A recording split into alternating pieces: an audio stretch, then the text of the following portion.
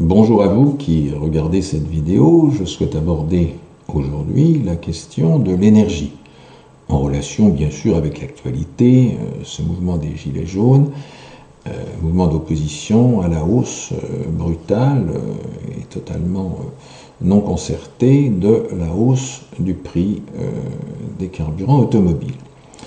Alors, bien sûr, ce mouvement, cet embryon de subversion est quelque chose qu'il faut observer avec beaucoup d'attention dès lors qu'il amène à réfléchir de manière globale à un phénomène très préoccupant qui est celui de la tiers-mondialisation de notre pays et plus généralement de tous les pays développés. Alors nous sommes aujourd'hui donc le dimanche 18 novembre, il est bientôt 16 heures, et dans ce mouvement dont on ne sait pas ce qu'il donnera, il y a très clairement une prise de conscience des citoyens en France de quelque chose de très large, qui est ce que j'évoquais à l'instant, la perspective de tiers-mondialisation, de paupérisation, de précarisation, toutes orientations qui sont de plus en plus évidentes. On sait que l'oligarchie mondialiste a des objectifs, qu'elle s'est donné les moyens, pense-t-elle, de les atteindre grâce aux moyens de contrôle des populations, contrôle électronique, le panoptique numérique qui est installé partout, avec la monnaie électronique, avec les téléphones portables, les réseaux sociaux, la géolocalisation, enfin toutes sortes de dispositifs dont l'émergence n'est pas due au hasard. C'est clairement la classe dominante, l'oligarchie, qui a choisi d'orienter les progrès techniques, entre autres, vers des dispositifs de contrôle très fins des populations. Alors, comment situer cette lutte des Gilets jaunes, cette lutte contre la hausse des carburants automobiles, dans une lutte qui est en réalité la lutte contre la précarisation, la paupérisation des populations?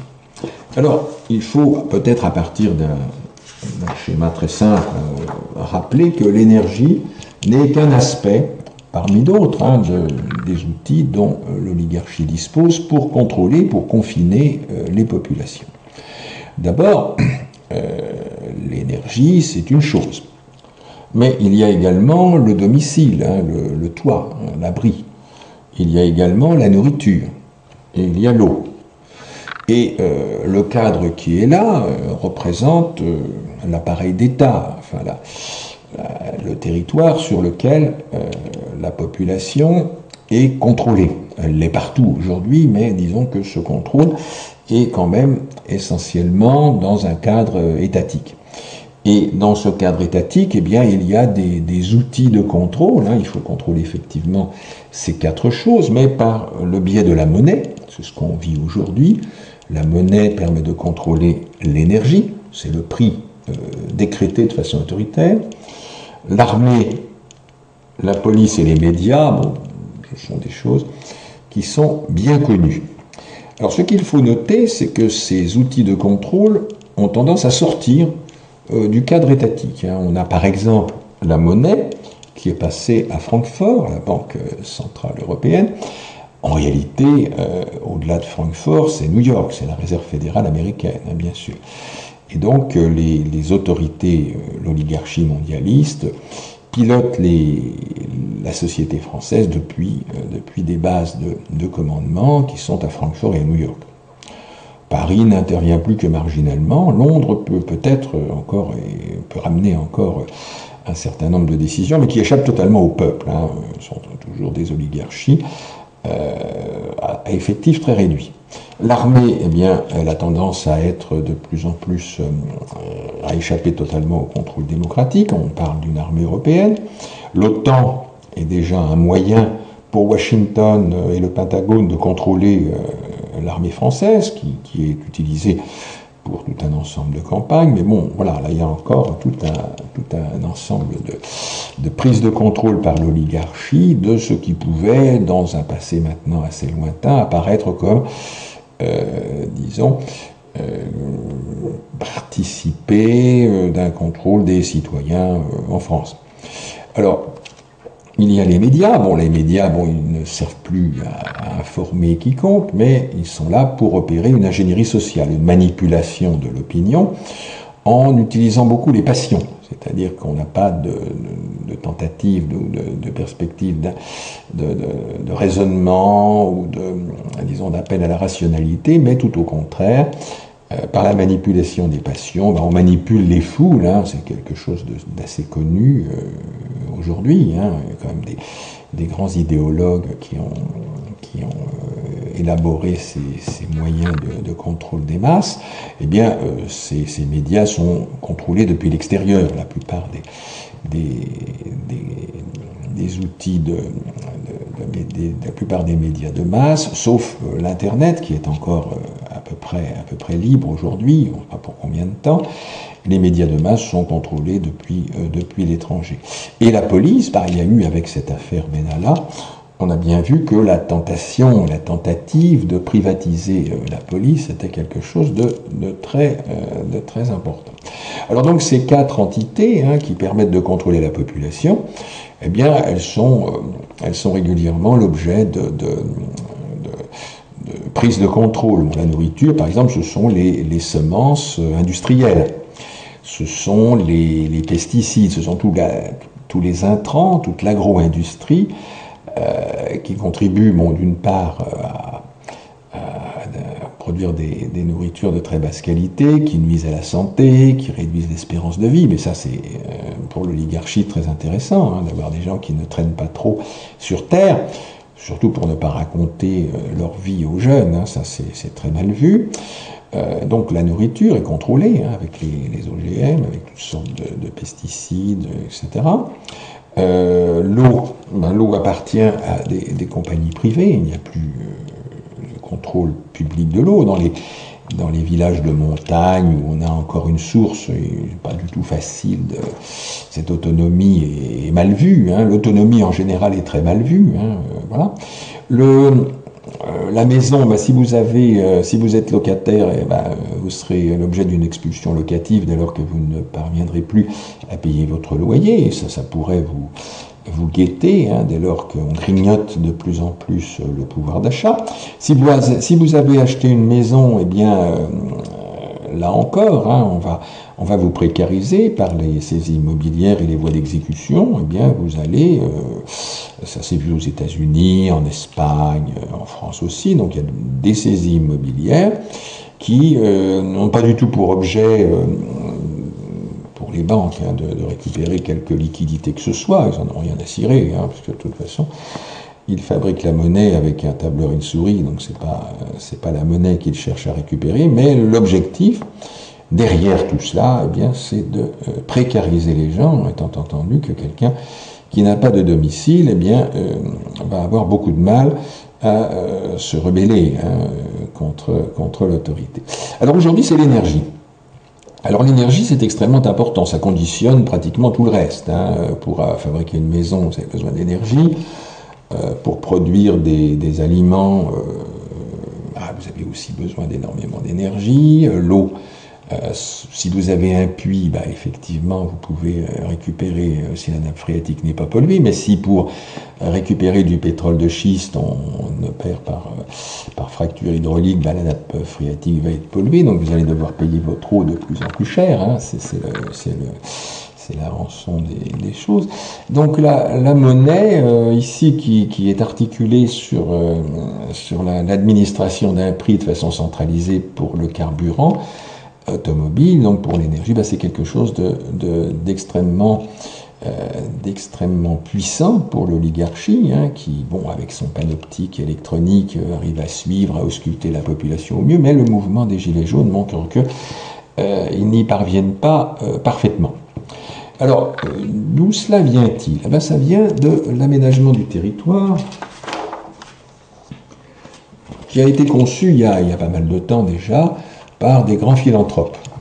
Les noms qu'on peut retenir, il y en a beaucoup d'autres, hein, bien sûr, mais ce sont les noms de Rockefeller et Ford. Ce sont les deux philanthropes qui ont réfléchi que finalement, il convenait que les citoyens perdent beaucoup de temps, alors dans la télévision bien sûr, mais perdent beaucoup de temps dans leur automobile. Ça a été conçu donc aux États-Unis, où les distances sont importantes. On a le domicile, le lieu de travail et le centre commercial. C'est-à-dire que vous devez, chaque jour, par exemple, faire un aller-retour par un train de banlieue ou une automobile, hein, tout simplement. Vous avez une distance D qui va être de l'ordre de 30 miles, très variable, mais bon, ça va vous faire passer un temps non négligeable dans le moyen de transport et puis consommer du carburant, de la voiture, du train de banlieue. Vous allez passer également du domicile au centre commercial, hein, voilà, même chose. Et puis, si vous voulez vous divertir, bah, vous devrez aller à la plage, aller dans un lieu quelconque où vous distraire, et bien là encore, vous allez consommer beaucoup de carburant et beaucoup d'automobiles. Alors cet aménagement du territoire n'a pas été du tout constitué par hasard. Ça permet effectivement aux gens de ne plus disposer de la moindre autonomie. Dans un passé pas très éloigné, on avait des personnes qui pouvaient avoir de l'eau gratuitement, qui pouvaient utiliser l'énergie solaire pour fabriquer leur nourriture ou pour se chauffer indirectement avec du bois. On avait des gens qui, avec un jardin potager, quelques cultures, quelques petits élevages, arrivaient à se nourrir. Bon, ils avaient leurs œufs, ils avaient des lapins, ils avaient des volailles, toutes sortes de dispositifs qui permettaient aux gens d'être autonomes. Ils pouvaient vivre de façon à peu près autonome. La Première Guerre mondiale, par exemple, en Europe, est venue mettre fin à cette affaire-là. Hein. On avait des populations paysannes nombreuses, qui étaient dans la force de l'âge, en Allemagne comme en France, comme ailleurs.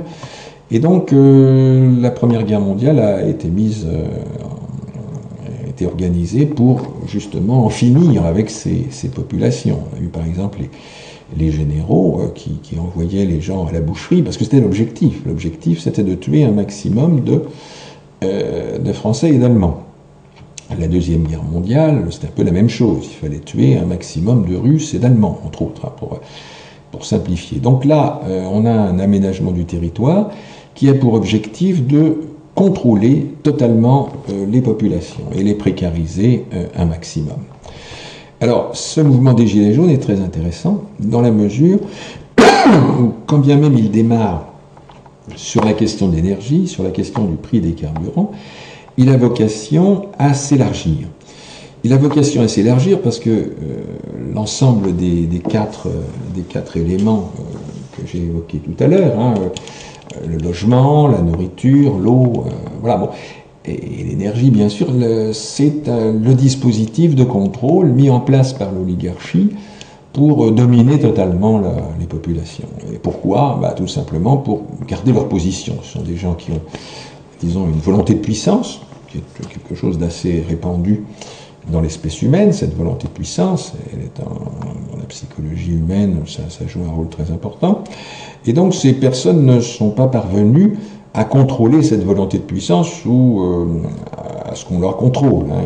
Ils ont réussi à atteindre une autonomie suffisante, une organisation suffisante pour pouvoir exercer cette puissance sur leurs contemporains. Et donc cette oligarchie ne veut pas lâcher sa position. Ce sont des positions qui présentent bien entendu un grand confort. Hein. Ils ont une liberté dont personne d'autre ne peut jouir, ils peuvent faire à peu près ce qu'ils veulent. Bon, ils sont surveillés par leur père, il ne faut pas qu'ils fassent n'importe quoi, sinon évidemment ça peut se terminer mal. Mais bon, dans l'ensemble, ils ont modifié un peu ils tempèrent un peu leur hubris. Les jeunes dans ces familles sont briefés, on leur explique les choses de manière très, très détaillée.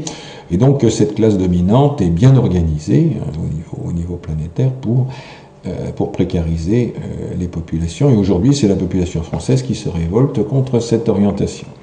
Alors au-delà du coût du carburant, la question c'est de reprendre le contrôle de nos affaires, c'est-à-dire effectivement d'échapper à la mystification électorale avec cette classe politique professionnelle. On a affaire à une classe politique de métier. Hein. Ils sont passés par certaines écoles, soit ce sont des élus, soit ce sont des dirigeants syndicaux, soit ce sont des journalistes, bon, toutes sortes de personnes qui sont là pour disons, opérer une ingénierie sociale et donc court-circuiter totalement le processus démocratique.